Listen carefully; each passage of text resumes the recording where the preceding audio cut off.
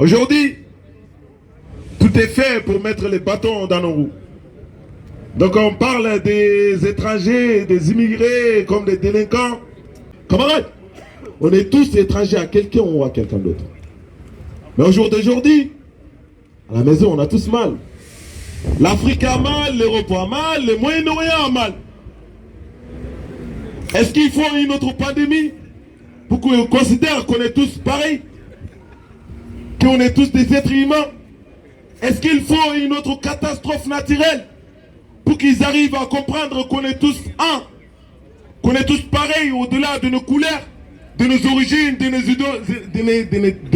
nos idéologies, de nos religions? Est-ce qu'il faut ça? Les extrêmes essayent et arrivent à nous séparer de plus en plus. Cette politique qui vise à construire des murs, qui vise à construire des barrages, si vous construisez des ponts, moi je pense que ça ira mieux. Il faut construire les ponts, il faut tendre la main à l'autre. Camarades, bien évidemment, nous rêvons depuis longtemps. On va continuer à rêver. Mais un appel, il faut toute la société, il faut toute la classe ouvrière rêve avec nous. Parce que rêver tout seul, ça reste un rêve. Mais rêver ensemble, ça devient une réalité. Aujourd'hui, l'exploitation que nous sommes en train de subir, ça peut s'étendre demain. Ça peut même pas, ça va s'étendre. On les voit sur les conditions de travail. On l'a vu, après la loi de l'immigration, ils attaquent qui? C'est les chômeurs. Après ça, ils vont attaquer les travailleurs. Ils vont même à les SMIC, c'est à 1300 et quelques maintenant. Donc tant qu'il y a des travailleurs sans papier, ça peut encore baisser. Ça va venir à 1000 euros parce que je me rappelle très bien. Quand on travaillait chez Chronopost Alfortville, nous étions payés à 600 euros à la fin de mois. Alors aujourd'hui, il y a une chose, je tiens à dire ça. L'Europe n'est rien sans les autres. Sans nous, ils sont rien.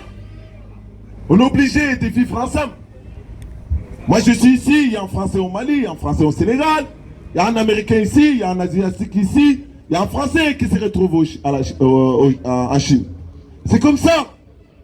Sédar Senghor disait, une civilisation, peu importe, quel qu'en soit son génie intime, à se replier sur elle-même, étiole. Donc ils sont rien sans nous.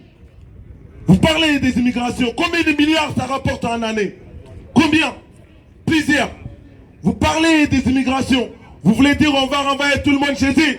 Renvoyer tout le monde. Ces pays-là ne vont pas recevoir les claques sans les rendre, bien évidemment. Il y a les vôtres aussi chez les gens. Donc ils vont donner, ils vont rendre les claques. Au-delà de ça, vous allez renvoyer tous les immigrés. Est-ce que vous êtes prêts à faire les marteaux-piqueurs de 8h à 16h? Question. Vous allez répondre. Vous allez en renvoyer tous les immigrés.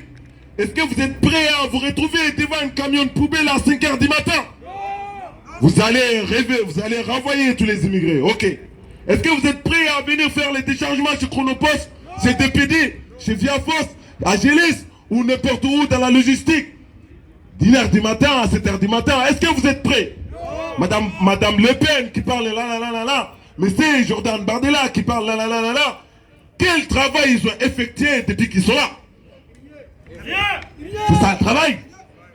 Les travails les plus pénibles dans ces pays-là aujourd'hui, c'est qui le fait? C'est nous. Les salaires les plus indignes, c'est nous les recevons. Nous avons montré toute notre volonté. Ils vont dire ouais, nous sommes une menace pour qui?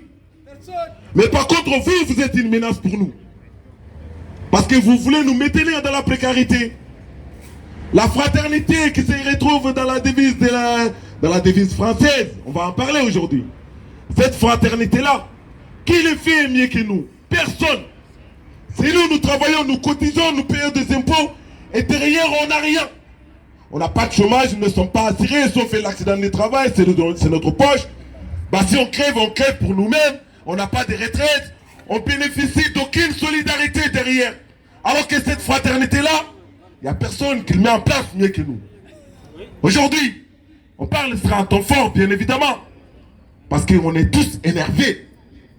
Et c'est normal. 30 mois à la quête de la liberté. 30 mois face aux gens qui ont toutes les preuves. mois pour demander un titre de séjour qui derrière on va devoir décaisser 375 €. 30 mois pour chercher un titre de séjour qui, au renouvellement, on va devoir décaisser 225 €. Alors, vous nous dites, c'est pas gratuit. Et 30 mois, si on a ce titre de séjour-là, après avoir déboursé tout ça, quand on travaille, l'État bénéficie. On va payer des impôts. Et ça sert à la France. Ça ne va pas aller au Mali. Hein. Alors il paraît qu'il s'agit même un rassemblement national. Qu'on fasse des Western Union. Ah là là là là là là. Ça c'est chaud. Il y a Boulero au Cameroun, ils exploitent tous les ports là-bas. Et l'argent vient ici. Vous recevez. Il y a combien de stations totales au Mali? C'est pour l'État malien? Non. Arrêtez. Il y a des usines partout que vous avez délocalisées. Et les bénéfices, ça vient là. Vous le prenez. Et nous, on vient, les travails, les salaires, l'argent qu'on gagne à la sierre de notre front. Parce que c'est comme ça. Hein. L'argent qu'on gagne à la sierre de notre front, vous voulez dire, envoyez pas ça à votre famille. Vous êtes qui, monsieur, vous-même, à poser la question à vous? Dans l'histoire de l'humanité, c'est quoi à votre place? Vous voulez qu'on laisse les gens crever là-bas? Et ça vous gêne? Nous, on s'en fout de votre salaire. Si vous voulez vous envoyer au Mali, les Maliens vont accepter. Mais ils n'auront pas besoin. Alors aujourd'hui, la situation, elle est compliquée pour nous. Mais une chose claire, on ne va pas baisser les bras, on ne va pas baisser la tête. On a amené les combats là, on ira jusqu'au bout. Notre régularisation, elle est obligatoire. C'est un droit. C'est un droit. Vous avez dit pour être régularisé, il faut travailler. Mais pour travailler, il faut avoir les papiers. Donc vous nous avez poussé vers une illégalité. Vous nous avez poussé vers l'esclavage moderne. Nous l'avons fait. Maintenant, nous avons nos preuves de travail. Nous demandons notre régularisation.